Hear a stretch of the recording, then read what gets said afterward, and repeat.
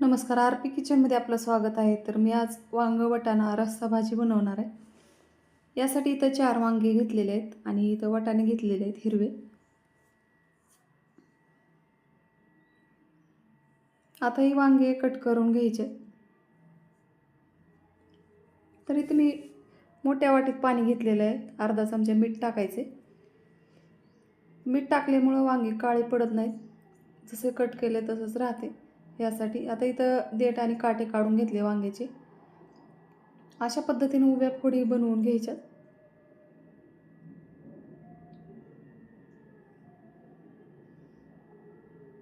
आता हे पाण्यामध्ये टाकून घ्यायच्या सर्व फोडी.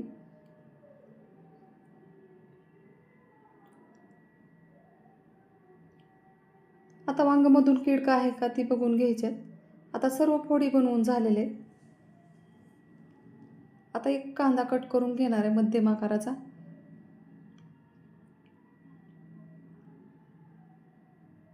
आता एकदम बारीक फोडी बनवून घ्यायच्यात कांद्याच्या पण. तुम्हाला माझा व्हिडिओ थोडा जरी आवडला असेल तर प्लीज व्हिडिओला लाईक करा, चॅनलला सबस्क्राईब करा. सबस्क्राईब केल्यानंतर बेल आयकॉन प्रेस करायला विसरू नका. ऑलवर क्लिक करा म्हणजे माझ्या प्रत्येक व्हिडिओचे नोटिफिकेशन सगळ्यात आधी तुम्हाला येईल. हाईप या ऑप्शनवर क्लिक करून जे काही पॉईंट्स असतील ते द्यायला मात्र विसरू नका. तुमचे एक लाईक, एक सबस्क्राईब आणि या हाईपचे पॉईंट माझ्यासाठी खूप महत्त्वाचे आहेत. आणि छानशी कमेंट करा. चला रेसिपीकडे वळूया.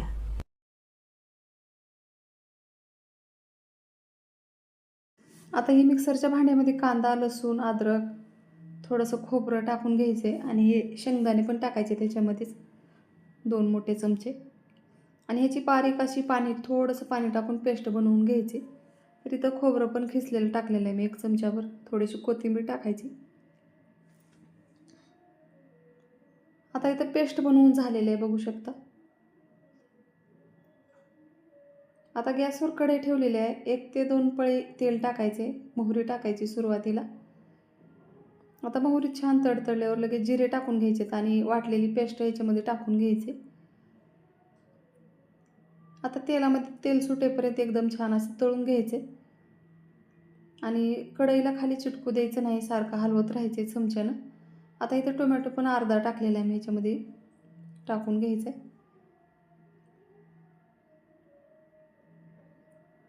आता टोमॅटो मऊ होईपर्यंत त्याला परतून घ्यायचे. चवीनुसार मीठ टाकायचे. आता ह्याच्यातच गरम मसाला, लाल तिखट, बेडगी मिरच पावडर, काळं तिखट टाकून घ्यायचे आणि छान असं परतून घ्यायचे. मसाला छान तेलामध्ये तळून घ्यायचा आहे. धने जिरे पावडर टाकायचे ह्याच्यामध्येच. आता इथं मसाला एकदम छान असा तळलेला आहे. आता ह्याच्यामध्ये वाटाणे टाकून घ्यायचे या मसाल्यामध्ये. आता याच्यातच वांग्याच्या फोडी टाकायच्यात आणि छान तेलामध्ये परतून घ्यायचे.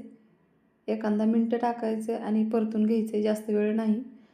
कारण मसाला आधीच तेलामध्ये तळलेला आहे.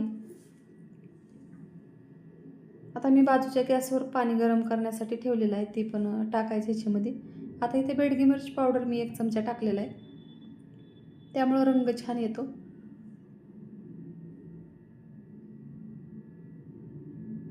आता ही कढईला सगळं चिटकलेलं आहे ते असं पळीनं काढून घ्यायचे आणि मसाला एकजीव करून घ्यायचा. आता ह्याच्यात गरम पाणी टाकायचे, जेवढं तुम्हाला रस्सा भाजी बनवायची तेवढं.